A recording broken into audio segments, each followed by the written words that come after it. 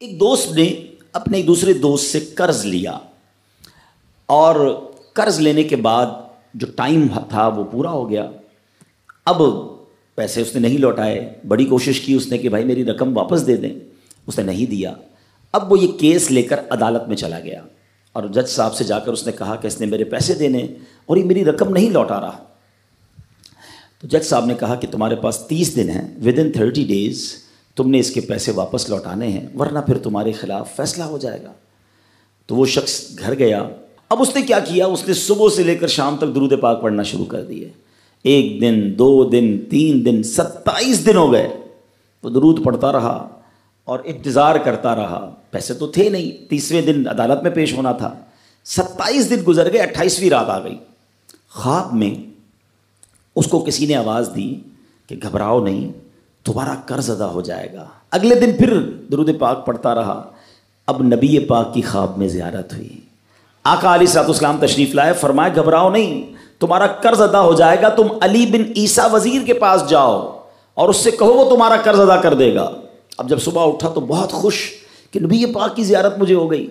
لیکن پھر خیال آیا کہ میں اگر وزیر صاحب کے پاس گیا اور انہوں نے مجھ سے کوئی ایویڈنس مانگ لیا، کوئی پروف مانگا، کہ میں کیسے مان لوں تمہیں نبی پاک نے بھیجا ہے؟ تو اس بات پر تو میرے پاس کوئی دلیل نہیں ہے. اب 30ویں رات آ گئی، آخری رات ہے، صبح عدالت میں جانا ہے.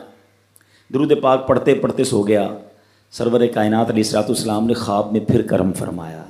فرمایا علی بن عیسیٰ وزیر کے پاس جاؤ، وہ تمہارا قرض ادا کر دے گا. کہ حضور میں چلا تو جاتا، مگر اگر وہ مجھ سے کوئی پروف مانگتا، کوئی ایویڈنس مانگتا تو میں کیا جواب دیتا؟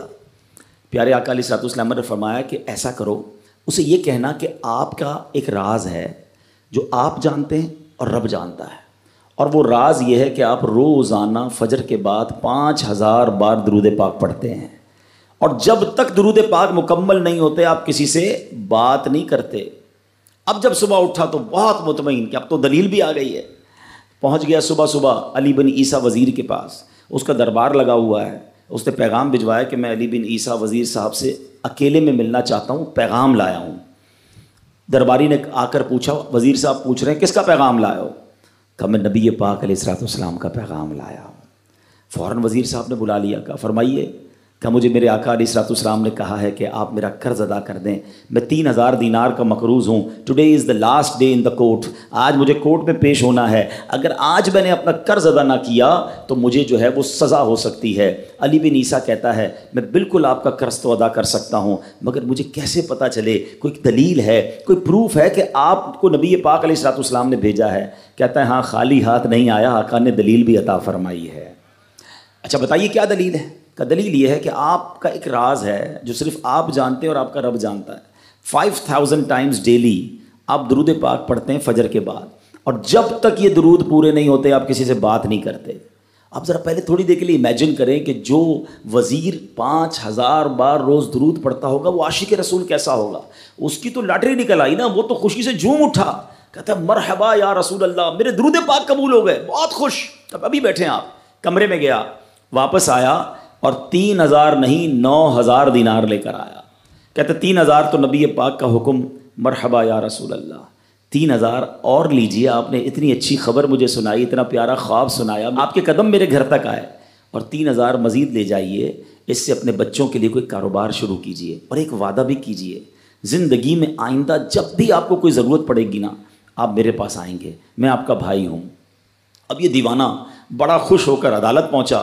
اچھا everybody expecting over there, سب یہ سوچ رہے تھے کہ یہ اس نے آج گرفتار ہی ہونا ہے، کیونکہ تھا ہی کچھ نہیں اس کے پاس، پہلے ہی کہہ دیا تھا کہ میں کولیپس ہو گیا ہوں.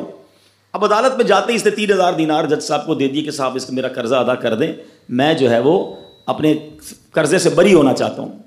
جج صاحب ہوتے ہیں، انہوں نے کہا قرضہ تو ادا کر دیں گے، پہلے بتاؤ پیسے لائے کدھر سے ہو؟ تم تو کہتے تھے پیسے نہیں تھے تمہارے پاس، اتنی بڑی رقم کیسے انتظام کی؟ اب بھری عدالت میں گویا اس نے زبان حال سے یہ کہا کہ اتنا دیا سرکار نے مجھ کو، اتنی میری اوقات نہیں، یہ تو کرم ہے ان کا ورنہ مجھ میں تو ایسی بات نہیں۔ اب اس نے بھری عدالت میں پورا واقعہ سنایا کہ میں نے تو کچھ نہیں کیا، آقا خواب میں تشریف لائے، میں وزیر صاحب کے پاس گیا، انہوں نے یہ پیسے دیے۔ سنو اس زمانے کے جج بھی کیسے ہوتے تھے، وہ جج دوران عدالت اپنے کرسی سے اٹھ کر کمرے میں چلا گیا، تھوڑی دیر بعد جج صاحب واپس آئے اور 3000 دینار اس کے ہاتھ میں دیتے ہیں، کیا سارا ثواب علی بن عیسیٰ لے جائے گا؟ میں بھی تو آقا کا امتی ہوں، تمہارا قرضہ میں ادا کرتا ہوں۔ اچھا، اب جس نے کیس کیا تھا، سبحان اللہ، کیا ماحول تھا، کیا انداز تھا، کیا دل تھے، وہ بھی تو دیکھ رہا ہے، کہتا ہے میں بھی تو آقا کا امتی ہوں، رکے ذرا، کاغذ قلم دیجئے، بندے کو میں قرضہ ہی معاف کر دیتا ہوں۔ اچھا، قرضہ ہو گیا معاف۔ اب جو 3000 جج صاحب نے دیے تھے، وہ بندہ کہتا ہے جج صاحب ہوں واپس لے لو، میرا تو قرضہ ہی ادا ہو گیا۔ تو جج صاحب کہتے ہیں جو پیسے آقا کے نام پر نکال دیے میں نے واپس نہیں لینے، یہ سارے تم ہی لے جاؤ۔ اب یہ 12000 دینار لے کر یہ عاشق رسول جھومتا ہوا اپنے گھر پر جا رہا ہے۔ اے میرے پیارے اسلامی بھائیوں، ایک رات پہلے ایک سنگل پینی اس کے پاس نہیں ہے، اور اگلے دن 12000 دینار ہیں۔